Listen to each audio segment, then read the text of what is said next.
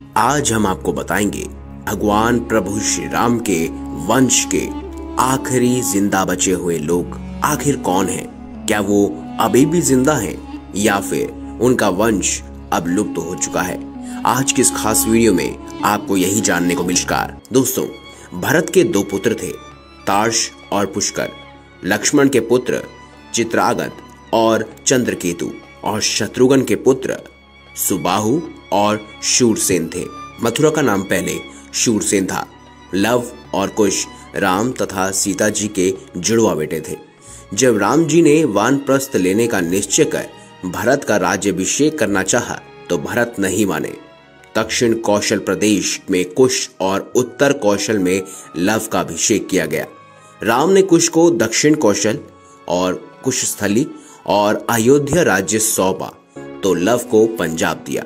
Love ने लाहौर को अपनी राजधानी बनाया।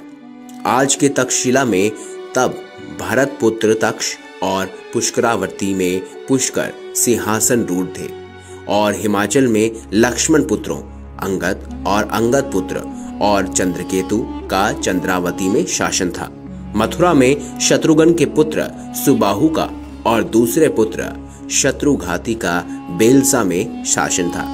राम के काल में भी कौशल राज्य उत्तर कौशल और दक्षिण कौशल में विभाजित था। कालिदास के रघुवंश अनुसार राम ने अपने पुत्र लव को शरावती का और कुश को कुशावती का राज्य दिया था। शरावती और श्रावस्ती माने तो निश्चय ही लव का राज्य उत्तर भारत में था और कुश का राज्य दक्षिण कौशल में। कुश की राजधानी कुशावती आज के बिलासपुर जिले में थी और कोसला को राम की माता कौशल्या की जन्मभूमि माना जाता है। रघुवंश के अनुसार कुश को अयोध्या जाने के लिए विंध्याचल को पार करना पड़ता था। इससे भी यह सिद्ध होता है कि उनका राज्य दक्षिण कौशल में ही था। राजा लव से राघव राजपूतों का जन्म हुआ, जिनमें बड़गुजर, जयास और सिकरवारों का वंश चला।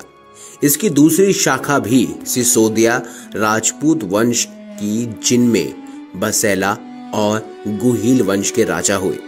कुश से कुशवाहा राजपूतों का वंश चला और ऐतिहासिक तथ्यों के अनुसार लव ने लवपुरी नगर की स्थापना की, जो वर्तमान में पाकिस्तान स्थित शहर लाहौर है।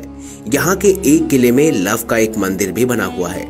लवपुरी को बाद में लौहपुरी कहा जाने लगा।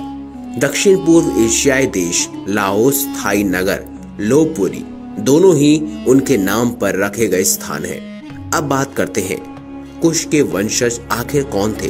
राम के दोनों पुत्रों में कुश का वंश आगे बढ़ा तो कुश से अतिथि और अतिथि से निष्ठन, निष्ठन से नभ, नभ से पुंडरीक, पुंडरीक से शेमंधवा, उससे देवानिक, फिर उससे अहिनक, उससे रूरू, पारियात्र, फिर दल, फिर छल, फिर उत्थक, वज्रनाभ, गण, व्युष्ठाप, वृषस, हरण्यनाभ, पुष्य, ध्रवांसंधि, सुदर्शन, अग्रिवर्ण, पद्मपुरण, शीघ्र, मरु, पुरस्युक्षक, देवमणि, विवोदत, महाधृत्य, कृतिरात्र, महारोम, स्वर्णरोम, हस्तरोम से शिवध्वज का जन्म हुआ। ऐसे ही उसके खास कुल का निर्माण आगे बढ़ता गया। कुलवंश के राजा शिरध्वज को सीता नाम की एक पुत्री हुई और सूर्यवंश इसके आगे भी बढ़ा, जिसमें कृति नामक राजा का पुत्र जनक हुआ, जिसने योग मार्ग का रास्ता अपनाया था।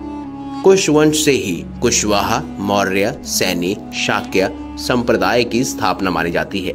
एक शोध अनुसार कुश की 50वीं पीढ़ी में शूल्य हुए, जो महाभारत युद्ध में कौरवों की ओर से लड़े थे।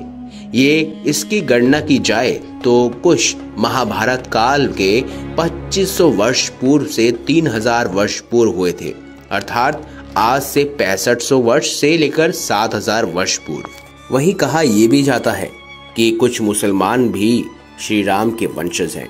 हालांकि ऐसे कई राजा और महाराजा हैं जिनके पूर्वज श्री राम थे। राजस्थान में कुछ मुस्लिम समूह कुशवाहा वंश से ताल्लुक रखते हैं। मुगल काल में इन सभी को धर्म परिवर्तन करना पड़ा, लेकिन ये सभी आज भी खुद को प्रभु श्री राम का वंशज ही मानते हैं। दोस्तों, आपको ये बता दें कि डीएनए शोधकर्ता अनुसार उत्तर प्रदेश के 65% मुस्लिम ब्राह्मण, बाकी राजपूत, कासिस्त, खत्री, वैश्य और दलित वंश से ताल्लुक रखते हैं। और लखनऊ में SGPGI के वैज्ञानिकों ने फ्लोरिडा और स्पेन के वैज्ञानिकों के साथ मिलकर किए गए आनुवांशिक शोध के आधार पर यह निश्चय निकाला है कि बहुत सारे मुस्लिम यदुवंशी माने जाते हैं जो कि श्री राम के वंशज हैं और वह उत्तर प्रदेश में रहते हैं।